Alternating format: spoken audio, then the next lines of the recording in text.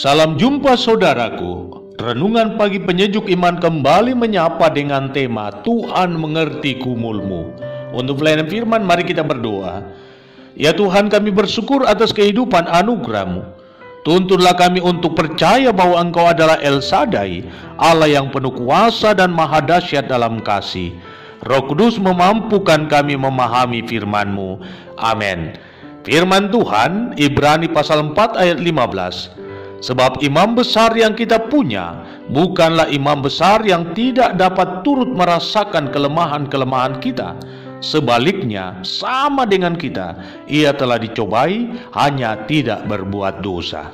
Saudara-saudaraku, saya harus memohon izin kepada Bapak Pendeta Petrus Quick, sebab sebagian dari renungan ini adalah buah karya dari beliau, dan saya tertarik untuk membagikannya.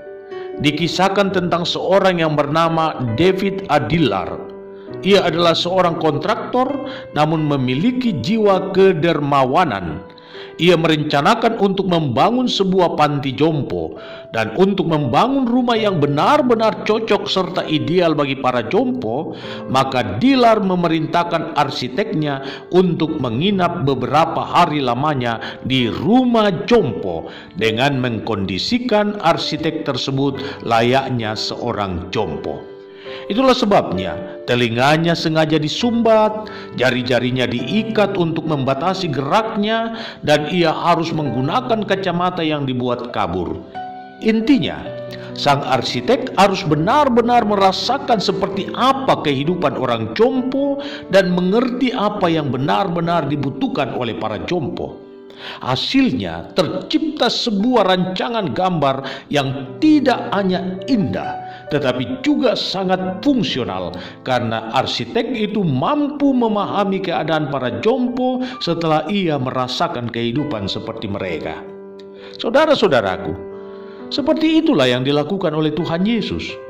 Tuhan Yesus tidak hanya mengetahui penderitaan kita, Ia tidak hanya mengerti masalah kita, tetapi lebih dari itu, Tuhan Yesus benar-benar merasakan penderitaan kita dan benar-benar turut mengambil bahagian dalam permasalahan kita. Tuhan Yesus turun ke dalam dunia dan menjadi manusia seperti kita. Sebab ia sendiri berkehendak untuk mengerti, untuk memahami, untuk merasakan realita kemanusiaan kita. Sebelum kita difitnah, Tuhan Yesus telah merasakan kejamnya fitnahan itu. Sebelum kita disalah mengerti, Tuhan Yesus telah lebih dahulu mengalaminya. Sebelum kita dikhianati, Tuhan Yesus sudah merasakan bagaimana sakitnya dikhianati bahkan oleh orang terdekatnya. Ketika kita merasa kesepian, Tuhan Yesus juga mengalaminya.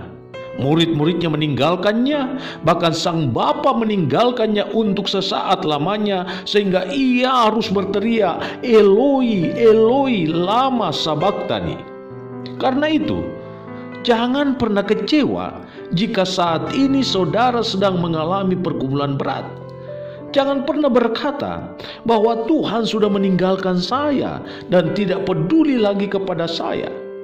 Ingatlah bahwa tak ada satupun perkara yang menimpa kehidupan kita dan hal itu luput dari pandangannya. Tuhan mengetahui semua masalah dan pergumulan kita. Dan firman Tuhan hari ini hendak menyadarkan kita bahwa Tuhan Yesus sudah mengalami semua kepahitan hidup ini. Maka sudahlah pasti Ia tidak berkehendak hidup kita hancur oleh masalah dan oleh pergumulan itu. Karena itu, datanglah kepada Dia setiap kali beban hidup menindimu, sebab Ia sendiri telah bersabda, marilah kepadaku hai kamu yang letih lesu dan berbeban berat, aku akan memberi kelegaan kepadamu. Karena itu, hampirilah takhta kasih karunia dan temukanlah kelegaan di dalamnya. Itulah sebabnya saya hendak tegaskan hal ini. Jangan lemahkan semangatmu hanya karena masalah. Hadapi semua dengan iman dan Tuhan akan membuat hidupmu bahagia. Selamat menjalani aktivitasmu hari ini. Tuhan Yesus memberkati.